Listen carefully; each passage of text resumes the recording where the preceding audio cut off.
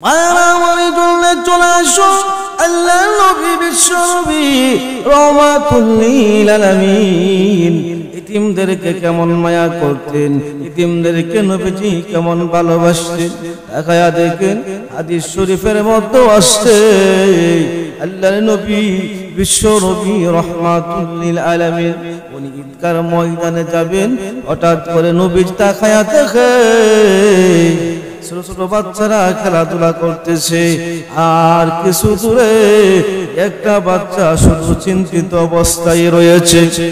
আল্লাহ নবী বিশ্ব নবী রহমাতুল লিল আলামিন ইতিম বাচ্চার কাছে গেলেন, বলেন বাবা রে তোমার এই অবস্থা কেন রে বাবা, তোমার কি হয়েছে রে বাবা? ইতিম বাচ্চা বলেন ইয়া রাসূলুল্লাহ, ওগো নবীজি আমি হলাম ইতিম সন্তান গো নবী। ওগো নবী আমার কোনো মা নাই, আমার কোনো বাবা নাই। ওগো নবীজি আমার বাবা দুনিয়া থেকে চলে গিয়েছে, আমার আব্বা যদি দুনিয়াতে থাকতো আজকে আমার জন্য ঈদের পোশাক কিনে আনতো। নবী গো আজকে ঈদের দিন আমার আব্বা আমাকে গোসল পাড়াইয়া দিত। ওগো নবীজি আমি কান্দি এই জন্য চিন্তিত অবস্থায় আছি। আল্লাহ রাসূল বলেন বাবা রে তুমি কি খুশি হইবা আমি নবী যদি তোমার মা আব্বা হয়ে যাই, আর আয়েশা যদি তোমার মা হয়ে যায়, তুমি কি খুশি হইবানি? আল্লাহর হাবিব এই কথা বলার সঙ্গে সঙ্গে ইতিম বাচ্চা মনটা একবার আনন্দিত হয়ে গেল। আল্লাহর রাসূল ইতিম বাচ্চাকে নিয়ে গেলেন আয়েশার কাছে, বলতেছেন আয়েশা গো ওই ইতিম বাচ্চাটাকে সুন্দর করে গোসল পাড়ায়া দাও। আয়েরা আমার আম্মা জান আয়েশা রাদিয়াল্লাহু তাআলা আনহা ওই ইতিম বাচ্চাকে সুন্দর করে গোসল পাড়ায়া দিলেন। শুধু তাই নয়, আম্মা জান আয়েশা গোসল পাড়ায়ে হুসাইন রাদিয়াল্লাহু তাআলা আনহুর একটা সুন্দর জামা ইতিম বাচ্চাকে পরায়া দিলেন। শুধু তাই নয়, আম্মা জান আয়েশা ওই ইতিম বাচ্চার চুলের মধ্যে তেল মাখায়া দিলেন, চোখের মধ্যে সুরমা লাগায়া দিলেন। ইতিম বাচ্চা আনন্দিত হয়ে গেছে। আল্লাহ রাসূল বলেন বাবা রে তুমি আমাকে ইতিম রূপে পরিচয় দিয়েছ রে বাবা। ওরে বাবা আসো চলে আসো, তোমাকে নিয়ে যাব ঈদগার ময়দানে। আয়রা আমার ওই ইতিম বাচ্চাটা আল্লাহর নবীর হাত ধরে ধরে ঈদগার ময়দানে যেতে চায়। আল্লাহ রাসূল বলেন রে বাবা তুমি ইতিম রূপে পরিচয় দিয়েছ, আজকে তুমি ঈদগার ময়দানে হেঁটে হেঁটে নয় আমার কাঁধে করে তুমি চলে যাবে। আবার পায়রা আল্লাহর হাবিব বিশ্ব নবী রহমাতুল লিল আলামিন এতিম বাচ্চাকে খাতে করে নিয়ে যাইতে শুরু করেছেন।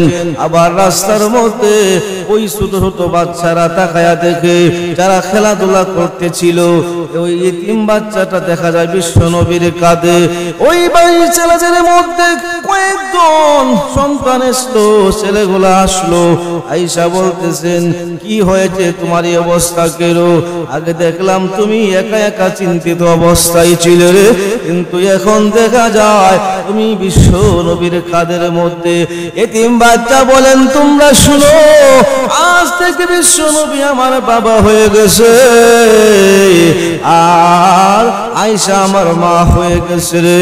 আয়রা আমার এতিম বাচ্চার এই কথা শুনে অন্যান্য বাচ্চারা আশ্চর্য হয়ে গেল, আফসোস করতে শুরু করলো হায় রে আজকে যদি আমিও এতিম হতাম আমার ওই সম্মান হতো, আজকে আমি বিশ্ব নবীর কাঁধের মধ্যে থাকতাম।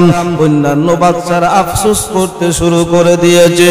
আয়রা আমার তাকায়া দেখে আল্লাহর নবী বিশ্ব নবী এতিমদেরকে কেমন মায়া করতেন, এতিমদেরকে কেমন মহব্বত করতেন। আল্লাহর হাবিব এতিম বাচ্চাকে ঈদগার ময়দানে নিয়ে গেলেন। এতিম বাচ্চা আল্লাহর হাবিব বিশ্ব নবী যখন ঈদগার ময়দানে গিয়ে মিম্বরের উপর বসলেন, এতিম বাচ্চা সাজ্জাদা নিচে বসতে চায়, আল্লাহ রাসূল বলেন বাবা রে আজকে তুমি নিচে বসবা না রে বাবা, ওরে বাবা আজকে তুমি আমার পাশে বসবা, আমার পাশে বসবা।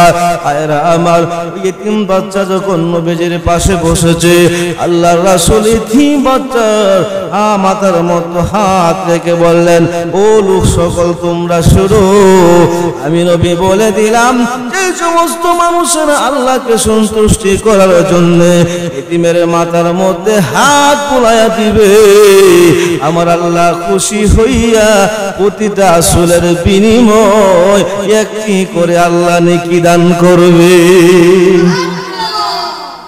আমার ভাইরা শুধু তাই নয়, অপর রিওয়ায়াতে এসেছে আল্লাহ রাসূল বলেন যে ব্যক্তি আল্লাহকে সন্তুষ্টি করার জন্য ইতিমের মাথায় হাত বুলাইয়া দিবে, আমার আল্লাহ হাতের নিচে প্রতিটা আসলের বিনিময় আল্লাহ 10টা করে নেকি দান করবে।